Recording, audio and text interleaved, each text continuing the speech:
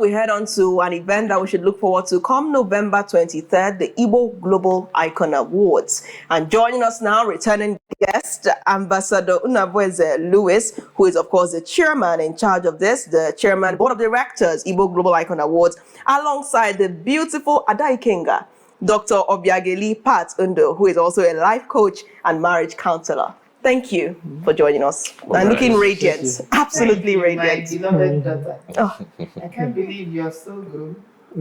You're saying you are in Pampas, so I can relate. You actually said that on air too. Oh my God. Okay. Oh my goodness. The young shall grow. And you're already growing. And I thank God because some of you are products. And bless God that you're doing well. Thank you. That means a lot. Thank you. Not me thinking of Pampas now. Thank you so much. Thank you. It's great to have you. It's great to have the honor to interview you. And well, big shout out to my mom. I know she's watching this and feeling very yes. So we're all together. This is now a reunion. We can say it that way. Okay, let's head into the event, which has brought us to this point. I would like to start with you, Ambassador. Can you bring us up to speed with development so far with the awards? What is currently on ground? What can we say is happening right now? Yes, we have already secured the dates, which is 23rd of November. Confirmed? Yes, confirmed, 23rd of November.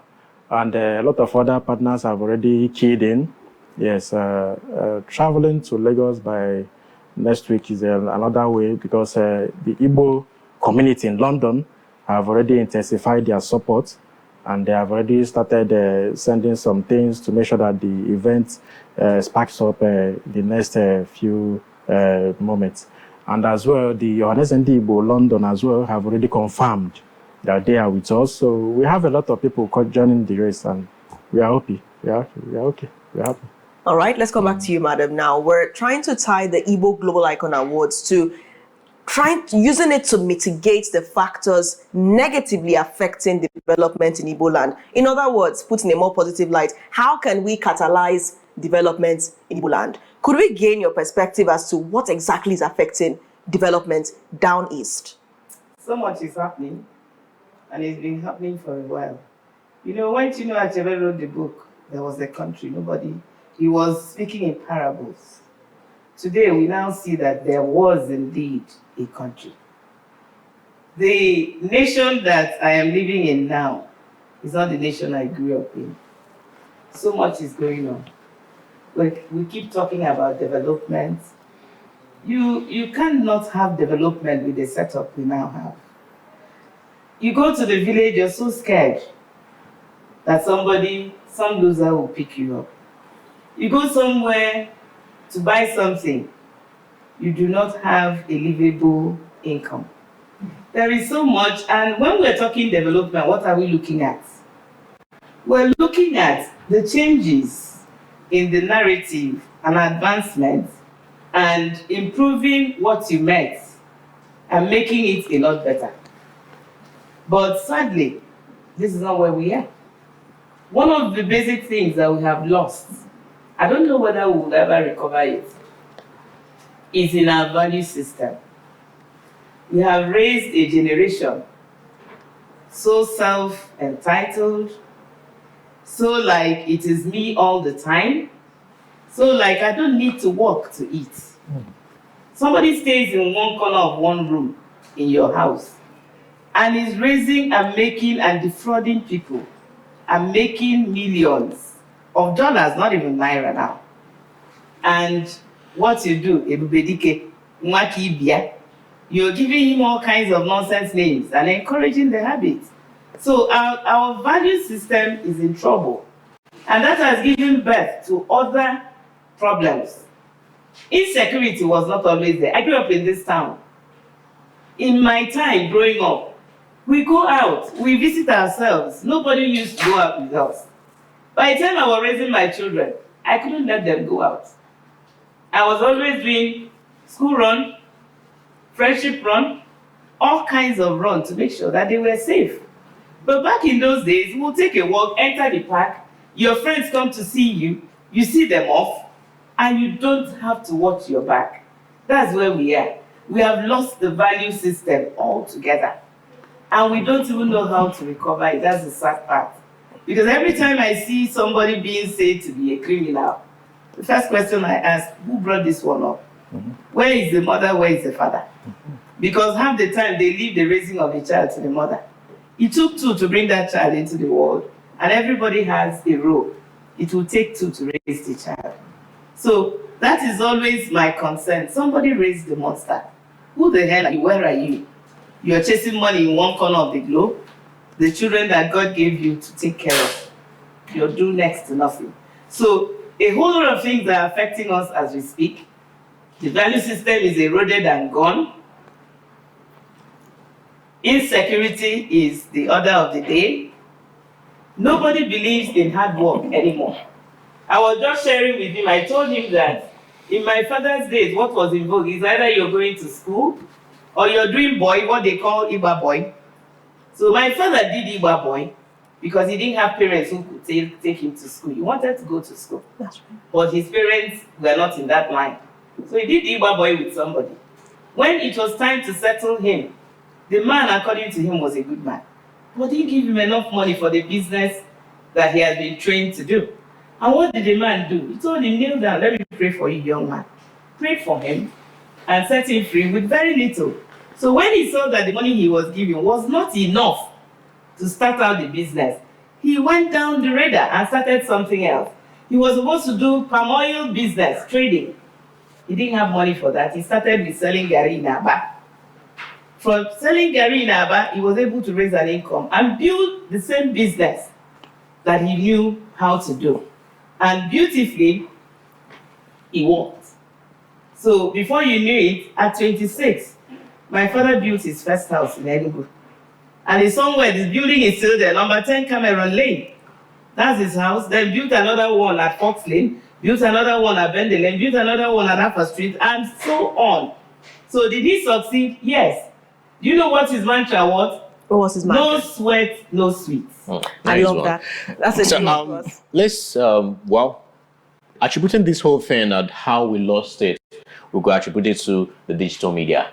You know, I often say that there are no role models, right? Because the people these young lads look up to are the people on the celebrities, because they're the ones that own the digital media. But let's talk about how to rebalance our priorities, you know, because the shared blame is reaching everybody now, both the teachers in school, the parents, and all that. And tying it down to the Global Icon Award, you know, honoring the people who do rightful things, right? How do we start to rebalance our priorities to rejig the mindset of these young lads and lasses in our society? To start with, digital doesn't mean bad. You know, there's always a way to do something that is good and punish, and it becomes evil. Digital was supposed to make our lives better. But what we did was to key into the negative parts of digital, and we're tormenting everybody with it. You go and say, I want 1 million naira today. In the corner of your bedroom there, you're looking for one lonely woman or lonely man to go and do what you want to do and carry their money. That is not the way our setup was in the beginning. Yes, they call us analog. I am glad that I belong to the analog, but now they call me digital because I belong to the Analog and digital. Yes, I do both. We saw so many decades. I do both. And So I take the good part of digital, and I have retained the good part of my analog system and existence. You can't go do one without the other, because the two of them go hand in hand. And the problem I have with all these awards, icon days, I hope you're doing the right thing by making sure you do some background search of the individuals you want the children to mimic. Because let it not be the heavier the donation, you ignore the signals. Somebody says he's now, they call themselves all kinds of things. They say money na water. That money na water generation is not our people. It's not the way we were raised. Money no be water. You work for money. You work very hard to earn a living. But when you think, you know, somebody will see you. I knew you when you were wearing t-shirt, Abby, as solid. But they see you today, you're so well decked out. They don't know the story of this young man, like not less than 10 years ago. So they want to be like you, but they don't want to do the process. So my plea is that whatever you guys are doing, Biko, make sure that there is a standard. Now, it's great that you mentioned that, and I like how everybody is collecting. I collected with Pampers, Oji collected with T-shirts, and then we have Ambassador Louis that's collected with standards. So how are you ensuring that the people you are lining up, nominating for these awards actually meet the standard? And meanwhile, how are people even nominated for the award? How is it done? How are you ensuring that you sift the chaff out? Well, we have a team of professors who are now working currently on the people that have been nominated. And I can tell Dr. Pat that amongst those, the list that are flogging in right now, we don't have digital people there. For now, we have not seen digital. When you say digital, you have to be very clear, because some digital is good business. Digital, I mean, is money in our water people. What we have right now that we are looking at critically are those analog people. Talking about Orange Drugs, Bishop Okonkwo, all those people, you will see their legacy, you will see how they worked, how they toiled to make that legacy. So those are the people that have been on the table that we are examining. We are looking at right now. Do you have a problem with people that are using digital means? No, we don't have. Then why aren't they on the table? We don't have any issue. But they are still bringing some names, so we are still looking at them. You know, last time I came here, the second time I came here, I told you that we'll be looking critically at their lives, their life, whatever. Even if you are the one making this television, and you have to jail somebody because the person stood up against you and said something you are doing that is not good, and you, because you have the money, you are somebody like this, you now throw the person inside the prison and throw away the key. If we have such complaint, we will delete the person from the list. So we are currently on the standard basis to select those that people should emulate perfectly. But you know, when there's something this good, usually you have witch hunting, a case where people would just not be happy with this person's face, and they just want to pull the person down. They want the person to be weeded out, so to speak. How do you ensure? How do you make sure that the allegations they are receiving about this person that they are claiming is digital, is actually a legitimate business person? Of course, we do have time to visit the people, because I've been visiting many people, and I will discuss with them, and I will also hear from hearsays and all that. I will compare everything about the person's allegation, whatever they have said about the person. Secondly, if you say you don't like somebody's face, we are not looking at your opinion of liking the person's face. We are looking at the standards of that person, what the person have done so far. That is what we are judging with, not if you really love this person's name or this person's face. Again, let me borrow a truth from what Mama said that is affecting development in current Igboland. Every human being that is born of a man and a woman grew up in a family. At the age of 4, 5, 6, I always say to you, that child have nothing in the head.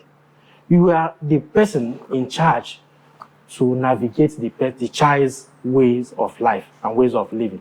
Because once they grow up, they will be heading one parastatal, one government office, one private office. That is where they will be making the decisions according to how they were brought up. That's true. If they fail to be brought up with love, unity, and other components that make up a human being to be a full responsible human being, if they fail to meet up that standard, whatever decision that will be coming from the top where they are seated will be rubbish. I like that you bring everything down to the level of making sure the right attitude is inculcated in the child at that teething stage. Now let's come back to you, Mama. How can we draw a link between the Igbo Global Icon Awards and catalyzing development in Igboland? What's the link? I mean, an award ceremony is just one day. How can there truly foster development down here? We have to go back to basics. We have to go back to where we started from. And when I say going back to basics, there are things that are basics. Because I heard him talk about professor heading this and heading that. We have been in this country and saw a season of professors that were doing plagiarism to make professorship. It took just a couple of professors who had a good head on their shoulders to introduce some kind of order in the system by ensuring that you publish. Because at that time, there were they had places where they were publishing journals in one room, half room. And then there were just like 2 of them manning the place. And they were turning out papers. So, over time, we have deviated from that. You must publish in a peer-reviewed journal so that other people will look at what you are saying and accept that what you're saying makes sense. So that's where we are today, and it's now harder for them to turn out professors. So when you're saying professors, make sure that there are professors who have made their mark. You can only do a background check. Of course. Some of them got there so quickly, and all they were doing and have continued to offer the institution is produce limographs and sell to students. So we can get back there. Development is not going to fall from the sky. We have to set up the correct templates. We have to raise, like he said, raising the children. It doesn't take too much to raise a child. The average child requires 16 years, 15 years of any parent's time. That's all. If you get the system right, the child will be on cruise control. It means they won't be changing. For some of you, do you even know what gear is? Some of us drove, what do you call it, the analog. I drove analog and manual. You drove analog, that manual. So if you do and place them the right place, they'll be on cruise control. It means don't change the gear. And they will just add to what you have given them. And they will get there. It is something I have done. And I know it is possible. Because the reality is, some of us will fill our household with hired hands. You raise the hired hands, the hirelings, it is technology transfer. When they leave with your training. What have you done with your children? They can barely cook. I know you bake well. Yes, and I was expecting that before we do our tea time, you offer us something. But we did not inform you ahead of time. So we need to begin to be very intentional about our posterity. We're spending a lot of our energy raising a very egocentric generation, entitled generation. They don't give a damn, they don't care. So that's the only way to affect. We have to start from basics. Give your children the right kind of home training. The Bible even says it. Train up a child in the way he will go. And when he grows, he will not depart from it. Is it so hard? No, it is not. And I just like the trajectory of this conversation. We're out of time, but I know you have a final word for us. Yes. I believe in everything being said, there are people we should also look out to and look up to. Talking about the government providing security to everybody. And I'm looking at the case study of that young man in Anambra State, Oka, the fish magnet. I don't know if you have heard of it. Do you know that that single young man could, in the future, create 1,000, 2,000 jobs with whatever he is doing? And that's true. Unfortunately, we've run out of time, so we can't go into that. But thank you for bringing that case up, because it would have been scandalous for us to have a discussion like this and not talk about fish magnet. Thank you once again for joining the show today. And we hope you have profound success at this event. We'll continue to follow you along this journey. A pleasure. We've come to the end of the Afia Morning Show this morning. On behalf of the entire production team of the Afia Morning Show on Afia TV, this is saying thank you for joining. I've been your host, as always, Nathalie Oku. And I remain OG Nwachuku. Have a splendid Tuesday. Bye for now.